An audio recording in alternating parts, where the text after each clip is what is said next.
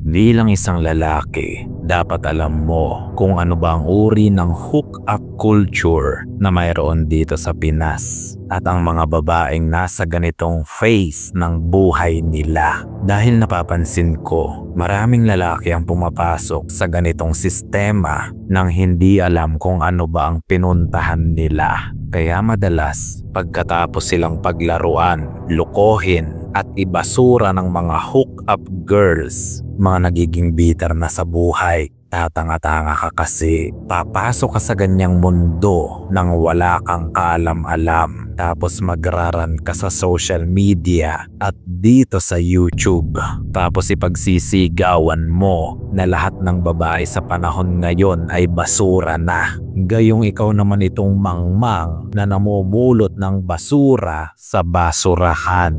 Huwag kang hangal. Kukuha ka ng babae sa cheap na lugar, tapos magrereklamo ka kung bakit basura ang napunta sa'yo. Isa kang malaking mangmang na nakakaawa, biktima ng sariling katangahan. Kaya ikaw na nanonood, makinig kang mabuti kung ayaw mong matulad sa ganyan. Dahil dito sa Pinas, laganap na rin ang hookup culture. At ito ang 5 katotohanan na dapat mong malaman tungkol sa mga hookup girls. Just don't forget to like and subscribe for more quality contents like this. Let's begin. Number 1. It's just your turn. Ang malaking pagkakamali ng mga lalaki ay ang pag-aakala na ang mga hook-up girls ay pag-aari na nila sa oras na makuha nila ito. Mga hangal, she's never yours. It's just your turn. Tingin mo ba mananatili siya sa'yo? Maraming nakapila sa kanya at maraming nakapila sa likod mo. Pagkatapos ng tira mo, wala ka na. Next guy na ulit yan. At ikaw namang si Mangmang nahulog na agad. Tandaan mo, sa panahon ngayon, medyo mahirap pa sabihin kung hook-up girl ba ang isang babae. Kaya maraming lalaki ang nahuhulog sa patibong na ito. Nawawaldas ang mga salapi at nadudurog ang puso. Ngunit ito lang ang tatandaan mo. Ang isang hookup girl, hindi yan naghahanap ng pagmamahal, loyalty o commitment. Wala yang pakialam sa mga bagay na yan. Ang tanging habol lang niyan sa iyo ay good time, hindi long time. At kung sakaling mahulog ka sa kanya, kasalanan mo na yan. Kawawa ka dahil dyan ka natalo. Maghahabol kang parang aso dahil hindi mo alam kung paano tumatakbo ang laro. Number 2. Excitement over stability. Ang mga hookup girls, habol niya na excitement at thrill lang. Ayaw niya ng lalaking palaging available dahil mas gusto niya yung may konting thrill ng paghahabol. Kaya sa oras na maging predictable ka, dyan siya maboboard sa'yo. Kaya makikita mo yung ibang mga lalaki na kahit ibinigay na nila lahat ng mayroon sila para doon sa babae, bigla pa ring nawawala yung babae na parang bula. Ano ang dahilan? Simple lang. She values excitement over stability. Excitement at thrill lang ang habol niya. Wala siyang pakialam kahit kaya mo siyang bigyan ng stable na buhay. Dahil boring sa kanya yan. Imprisonment ang tingin niya dyan. Kasi hindi na siya magiging malaya na gawin ang gusto niya. Hindi ba? Kaya sa oras na makitaan mo ng ganitong ugali ang isang babae, tipong gusto lang niyang magliwaliw at i-enjoy ang sarili, you only live once, ika nga, matik na yan. She doesn't value stability. Kaya kahit anong ibigay mo dyan, iiwan at iiwan ka pa rin yan para mag-enjoy naman sa ibang lalaki. Dahil hanggat pinipilahan siya sa market, tuloy lang yan sa ganyang culture. Dahil ang goal niya ay ma-enjoy ang kabataan niya na kung saan nasa highest peak pa ang value niya. Tapos saka yan magsesettle kapag wala nang pumipila sa kanya. Don't be a simp. Number 3. Opportunistic.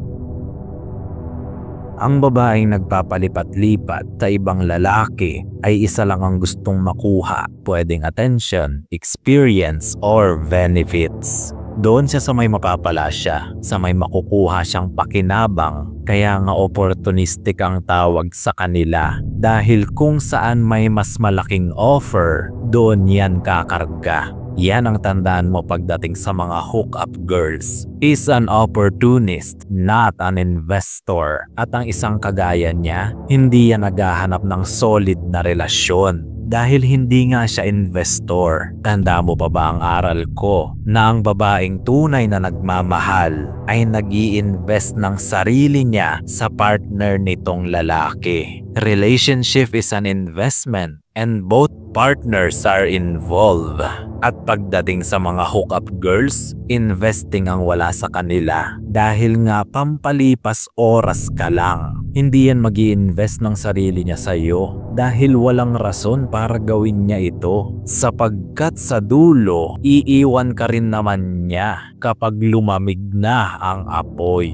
He's not looking to build with you. Hindi siya naghahanap ng lalaking makakasama sa pagtayo ng emperyo. Nandyan lang siya para kuhain ang anumang pwede niyang makuha sa iyo. At kung mangmang ka, paiikutin ka lang niyan sa mga kamay niya hanggang sa maubos ka.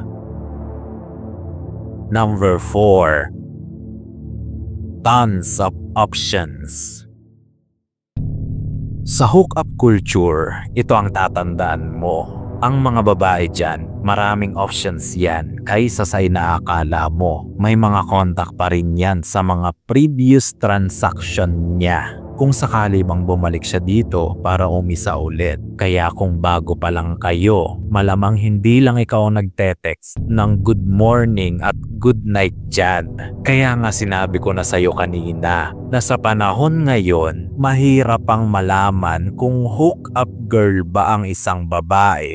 Ngunit kung nagpapanatili siya ng contact sa mga ex niya at kung sino-sino pang hindi mo naman kilala, matik na. Mga options niyang mga yan. Kung sakali mang maboard siya sa'yo dahil masyado kang needy, may lilipatan agad siya kapag iniwan ka niya. At ikaw naman, naghahabol pa rin at hindi alam kung ano ang nagawa mo, kung bakit ka ipinagpalit sa iba. Ngunit simple lang, bakit nga naman siya magtitiis sa kagaya mo kung marami naman siyang option sa iba? Do not get fooled. If a woman truly loves you, the only option she has is you. Number 5. Don't try to change her. Dito maraming lalaki ang nabibiktima. Nabibiktima sila sa maling pag-aakala na baka sa kanila na magsettle ang babaeng iyon, na baka sa kanila na ito magtitino, na baka sila na ang makakapagpabago sa babaeng iyon. I hate to disappoint you, but she won't. So don't try to change her dahil hindi siya nabubuhay sa ganyan. She thrives on freedom, options, and constant excitement. Yan lang ang habol nila. Bakit nila ipagpapalit yan para sa'yo? Mas masarap maging malaya hanggat bata. Pwedeng bumuka ka kung kani-kanino. Kaya kapag sinubukan mong gawing wife material ang isang hook-up girl, you are setting yourself up for a failure. Mabibigo ka lang at masasaktan. Hayaan mo na siya kung ganyan siya. Para sa kalye talaga ang ganyang babae. Huwag mo nang subukang baguhin siya. Tandaan mo ito, ang para sa kalye ay para sa kalye. At ang para sa altar ay para sa altar. Kaya kung ang hanap mo ay ganito, lumabas ka na sa basurang hook-up culture na yan. Isa lang yang maduming lugar para sa maruruming tao at hindi ka ganyan. You are built for more. So find a woman who is built for more too. Gayunpaman, marami nga ang makakapakinig, ngunit ilan lang ang makakaunawa hanggang sa muli nating pagkikita, mga tapat kong kawal.